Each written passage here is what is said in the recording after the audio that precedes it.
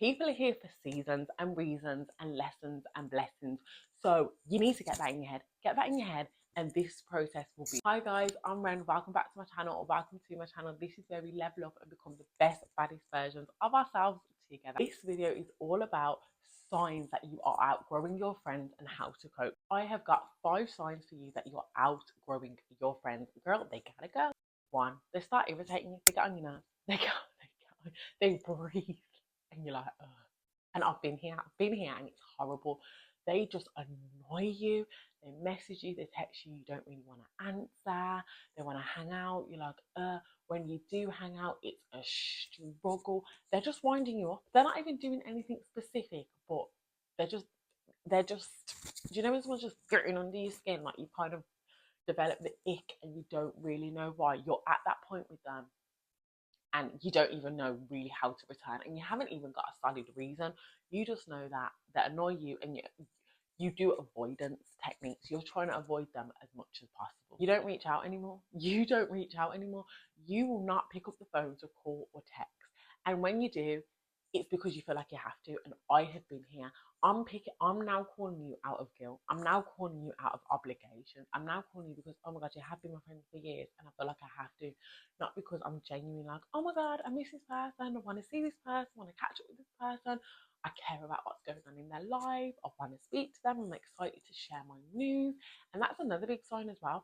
When you are not calling your friends to say, oh my God, this has happened. I've got this job. Or, oh my God, something bad's happened to me. When you're not in that place with someone, it's time for them to go. And this is relationships as well. You definitely can use these tips for relationships if you feel like you're at a point where, like, are you outgrowing them? But if you are not calling someone, especially to tell them good or bad news, it's time for them to go. Like, what is their purpose? Not saying that you should use friends for your benefit, but it's a mutual agreement. And for me, my friends, I want to call them and say, oh my God, this happened. Oh my God, that happened. When we catch up, I'm gassed. I've got so much to say. If you're not even wanting to call that person, and then when they are calling you, you're not even sharing your news, wow, it's time, girl. It's time. Hanging out's not the same. Hanging out is not the same. You're on your phone, you're not speaking too much. The conversation's dry, the conversation is samey, it's not banging. You want to talk about something like leveling up. Do you know what I mean? You're changing your life, you've changed, you've improved, you're talking about something different that they're talking to. They're probably still in the past talking about like secondary school or college or guys that have been speaking to for years, the same job, like, and it's just not cool. It's not fun. It's not fun. That's the thing. And one thing I always say to people, analyze your energy around someone. And if you can't do it in the moment, analyze it when you leave. How do you feel? Do you feel knackered? Do you feel drained? Do you feel like, ugh? Do you know what I mean? Do you feel like, oh my God, I can't wait to leave? Or do you feel like, oh my God, like I'm chilling, like I don't want to leave yet. I'm happy to sit up with you all night. What is the energy? Because it is a big sign. If hanging out is feeling like a chore, if you are having to reschedule appointments because you can't be bothered, so you just back burnering it, and then you're thinking, oh, okay, now like I'm actually going to go because I feel really bad, and you're doing things out of guilt and obligation and not out of love and enjoyment. You're talking about different things in life, whether it be on the phone or hanging out. Your flow of conversation, your topic of conversation is different. You might be talking about starting a business, starting a new course, doing this, trying to save to buy a house, and this person's still talking about going to the club every week and hanging out with boys, hanging out with toxic people. And I'm not saying that's bad, going to the club every weekend and hanging out with guys. I'm not saying that's bad, that's fine. But if you just know that you're not aligning, and that's the important thing, you are not aligned, you're not in the same place. If you're in the same place, cool. But if you're in different places, then that's when it's an issue. Like, you want to have this kind of conversation, they want to have that conversation. If you're not coming away from a hangout session or off the phone and being fulfilled, hyped up about, yeah, your plans for the week, what you're gonna do this month, like she's filled you up, you filled them up, like you're all hyped to start your goals, to go to the gym, if you're not feeling like that, it's time to go. It's not filling you up anymore. It's taking away. And friendships are meant to fill you up. Tired of hearing about the drama on repeat. And yes, you are meant to be a listening ear for your friends and hear about what's going on in your life, and they're meant to hear about what's going on in yours. But when someone is talking about the same drama, the same piece of old man over and over again, and you're giving advice, and you're just going around like this. Like, you're giving advice, they're not listening. You're giving advice, they're not listening. But then they're coming and complaining, they're not listening. Then coming and complaining, then giving the advice, and then they're not listening. And it's just this, and you're just at the point where you're like, I don't even care. I've had this. I'm like, I've actually said, I don't care. Like, not even I don't know. I don't care because I'm wasting my breath. I'm saying stuff to you. You're not listening. So what's the point? And I'm talking about, I've been in this cycle for years.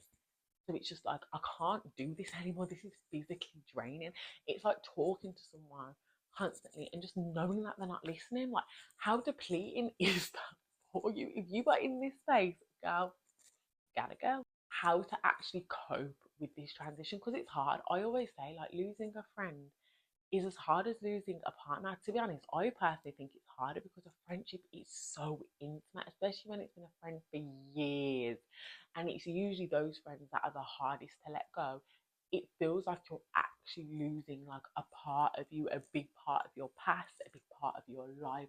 But the first step is just accepting it. It's okay.